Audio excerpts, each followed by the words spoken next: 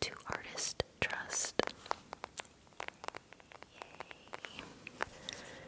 Yay. In July, we donated $166.21, and that officially takes us past the $1,000 mark for our total donations from this channel to Artist Trust. This channel got monetized back in November of last year, and based on the way the payments work and everything, we made our first donation in December of last year. So December, January, February, March, April, May, June, July. In the last 7 months of making videos, we managed to donate $1,000 to artists across the state of Washington. And that makes me really, really proud. I'm just gonna pick a random book here to tap on, just to have some nice sounds for you. But hitting that $1,000 mark felt like such a big deal. And I'm just really proud of myself for staying consistent and making the time to film and edit and post these videos. I'm really proud of all of you for taking the time out of your busy lives to have a moment to relax with me on the channel, and through you visiting the channel and watching the videos, engaging with them, it goes right back into serving artists, me creating these videos, you all watching and engaging, and then helping other artists create other types of art. That is my favorite action for the month of July. But I do have an honorable mention because I volunteered with the rescue that I got my dog from for the second time this year. It was another event, having a booth at an event and talking to folks about the rescue and the mission and how they can get involved, whether that's through donations, volunteering, fostering, adopting, even just spreading the word that we exist. And at this event, we had 6 puppies. Not only did I get to be in community, but I also got to hang out with puppies, which is such a joy.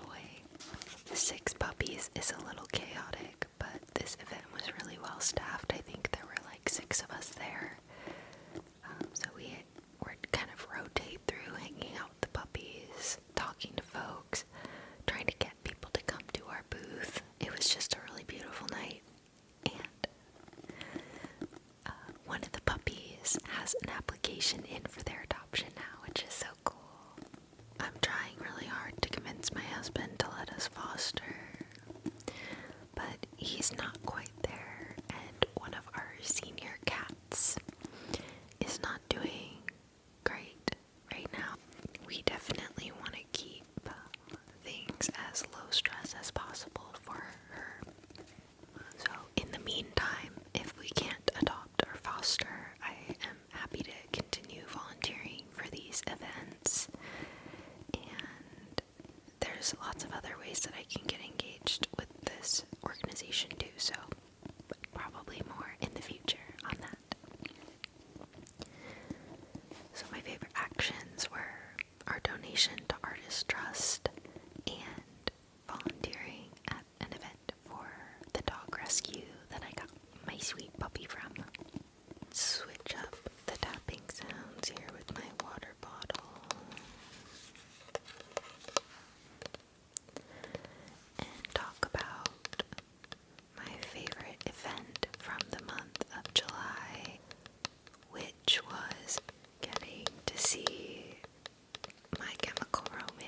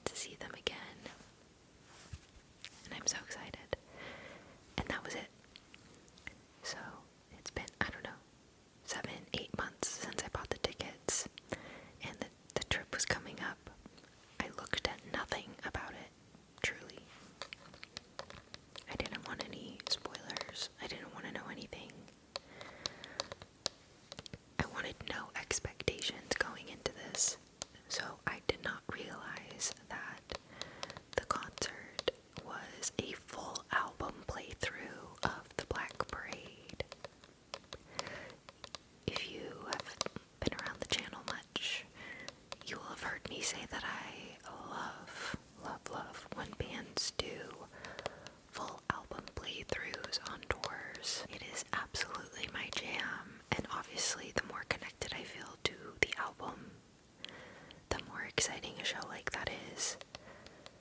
I saw Death Cab for Cutie play through Transatlanticism, and the Postal Service play through Give Up, and that remains one of the best shows I've ever seen in my life. But the My Chemical Romance show, a full album playthrough of the Black Parade, are you kidding? The Black Parade is not, in fact, my favorite My Chem album. If I had to order them, it would definitely be Three Cheers for Sweet Revenge. I brought you my bullets, you brought me your love. Then it would be the Black Parade, and then it would be Danger Days. And that's not to say that I don't love every single one of those albums, because I absolutely do. I love all of the albums. But that's my favorites ranking order. Not only did we get a full album playthrough of the Black Parade, but there was a very intricate story that was being told very theatrically,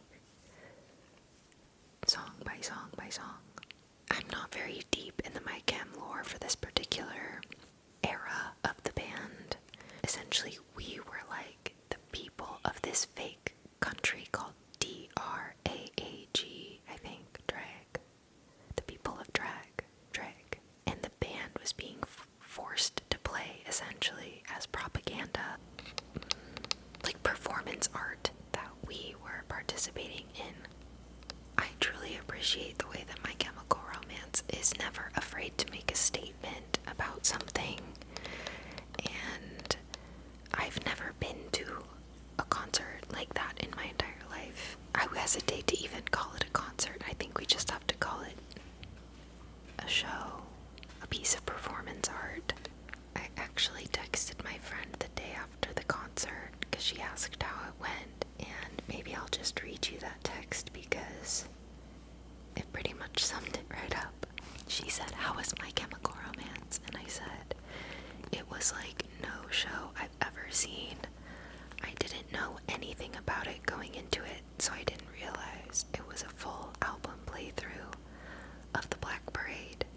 The first half of the show was a theatrical performance about a fascist regime forcing the band to play each song from the album as propaganda. It was literally like we were a district in the Hunger Games forced to gather for a reaping ceremony. They played a national anthem propaganda video to start the show. We had a fake election where the people we voted for were shot by a firing squad, and the show ended with the lead singer being poisoned for treason while guards forced the other members off stage after they lit the stage on fire. Then for the encore, the band came out and played a bunch of songs from other albums on a completely different stage in the stadium. It was political and theatrical. They sounded great, and I wish I could see it again." A lot to unpack there. In fact, I was visiting Reddit for a couple days after, just hearing how people were digesting it, just truly appreciating the gargantuan amount of effort that the band put into this production. And honestly, I just feel so lucky that I got to be there and be there with my husband, and he was having so much fun. He didn't grow up as a fan of My Chem, but I'm a huge fan and have been since I'm Not Okay came out. On the music video on MTV premiered. Obviously, it's on a lot in the house, and getting to share that moment with my husband was really cool. And the Violent Femmes opened for the band, and what a joy to watch them play. I was only familiar before seeing them live with two of their songs, was from the Crow soundtrack, and the other one was Let Me Go On Like a Blister in the Sun. Let me go on. Big Hands, I Know You're the One. That song that most people know. Getting to hear more of their songs. They're so fun. It's giving very spooky Halloween, like 1950s Mad Scientist meets 80s rock, meets just indie flair. Their performance was amazing, and getting to go to that show was the favorite event of July, but will probably be my favorite event of the entire year. So, now that I've rambled endlessly about that, let's go to the next favorite. My favorite food for the month of July. As part of our trip to Seattle, we road tripped to go see my chem, and we stopped in Bellevue on the way to Seattle to go to Din Tai Fung. Yes, we did. Yes, we did. Din Tai Fung is a Taiwanese restaurant famous for their soup dumplings. They have locations, it looks like, in Arizona, California, Nevada, New York, Oregon, Washington, and British Columbia. My favorite food of the month was the famous cucumber salad. Crisp Persian cucumbers with Fresno chili peppers, garlic, tossed in sesame oil and Din Tai Fung chili oil. It's crunchy, it's tangy, it's salty, it's got umami flavors to it. We tried to replicate it with cucumbers from our garden here, and the crunch was spot on, but the sauce, the random recipe that we found for like a Din Tai Fung copycat recipe on the internet, not the best. We're gonna keep trying to figure that out because it's so good. And then the other thing, we got a little bit of everything, but the cucumber salad and the noodles with spicy sauce, my two favorite foods of the month. Noodles with spicy sauce are house-made thin egg noodles coated in their signature spicy sauce. Whatever they're doing it incredibly well. Yeah, Din Tai Fung, cucumber salad, and spicy noodles were my favorite foods for the month of July. Let's talk next about my favorite TV show. In July, Netflix premiered a show called Building the Band. Building the Band. The premise of this show is a lot like Love is Blind. Is that what that show's called?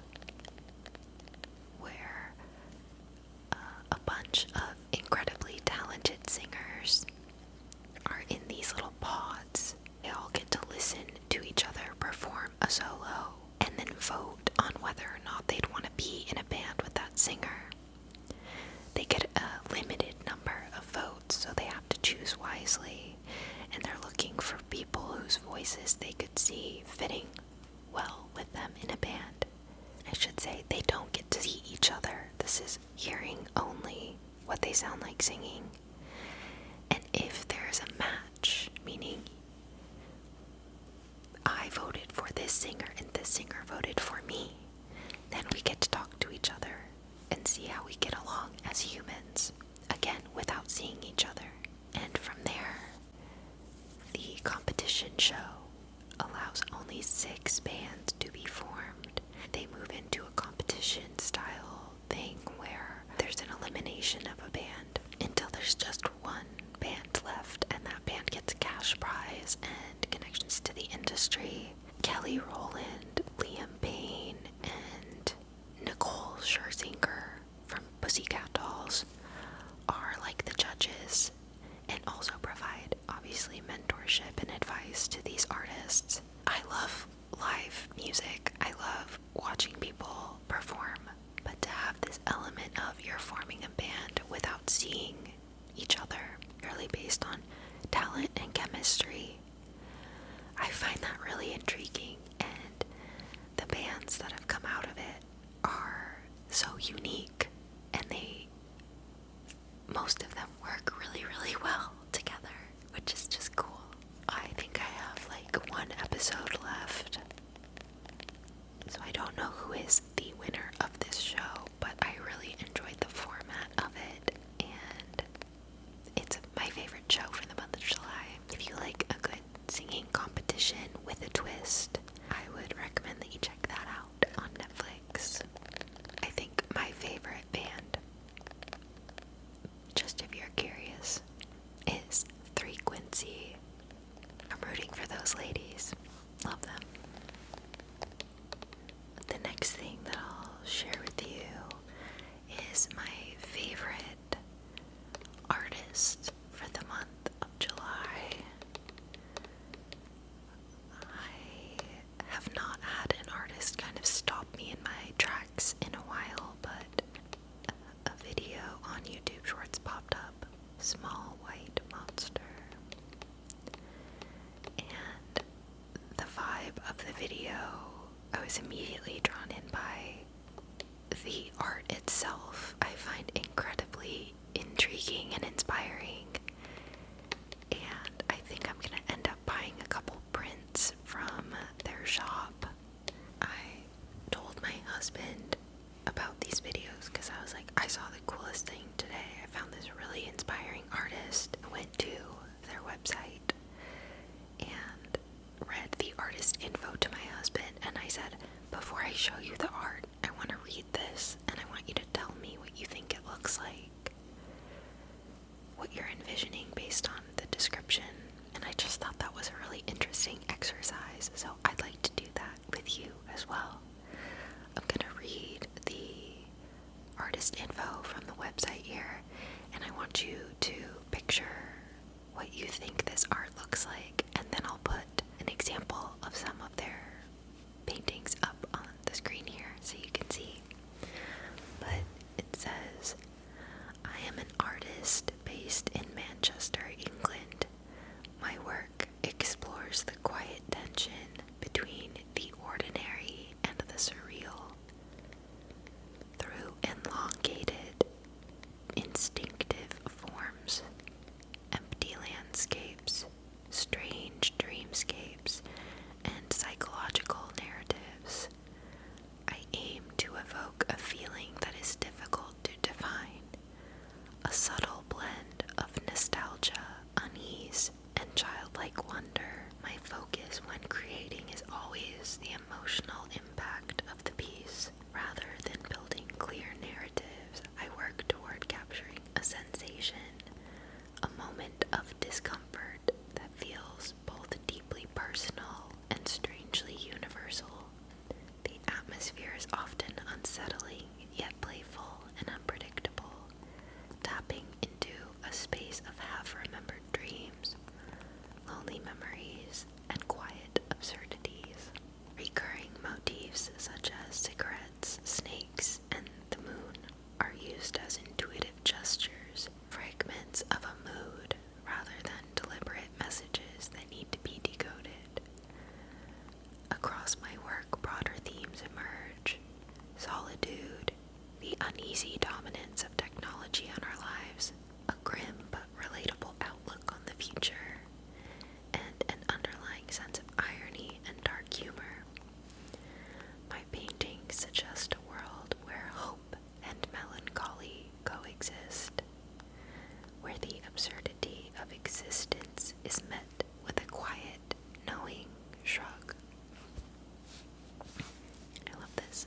I'm gonna show you here a picture of the first piece that I saw from Small White Monster. It is titled, No One Came to My Birthday Party. How sick is this picture? By the way, my husband, when I said, so what do you envision when I read that? And he said, Millennial Picasso. He's not that far off. I kind of feel like he's got something there with that description. Small White Monster's art here has really captured something to me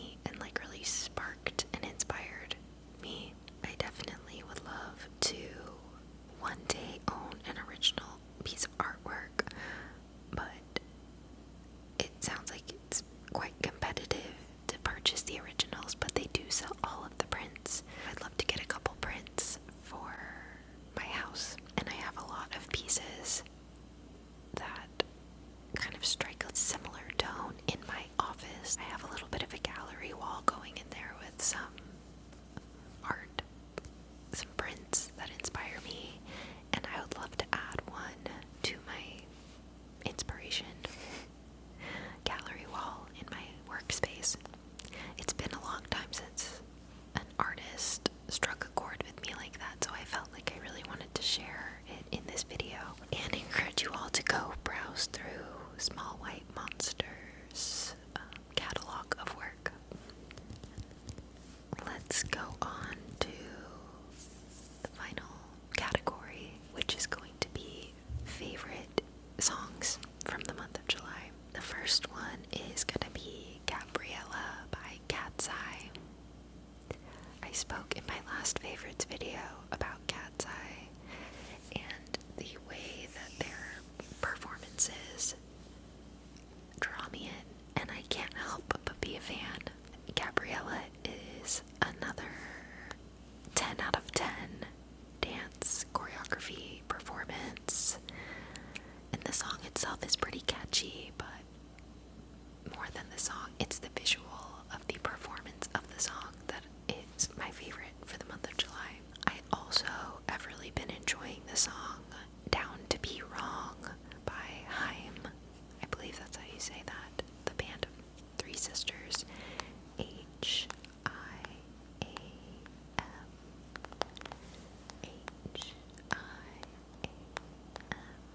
Haim. Down to Be Wrong, to me, sounds a lot like late 90s, early 2000s. Sheryl Crow got a little bit of like a nostalgic vibe for me, but it's also just a perfect summer song.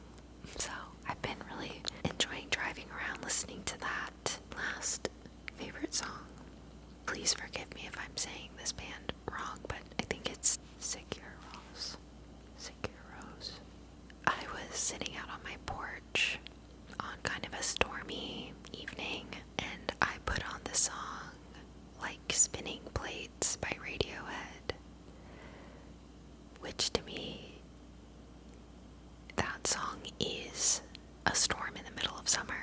I don't know if you've seen the movie Melancholia, but the promotional artwork for that movie is like Kirsten Dunst standing like with her arms out in this like powerful stance, and there's sort of like electricity buzzing off of her skin, lightning coming out of her fingertips, and you can like see her hair is blowing in the wind. You feel like that power of like that electricity crackling through the air. The Radiohead song Like Spinning Plates has that same feeling to me. It feels like electricity touching your skin. And the next song that came on after that was this song by Seguros called, oh gosh, Svefn G Angler, SVEFN-G-ENGLAR.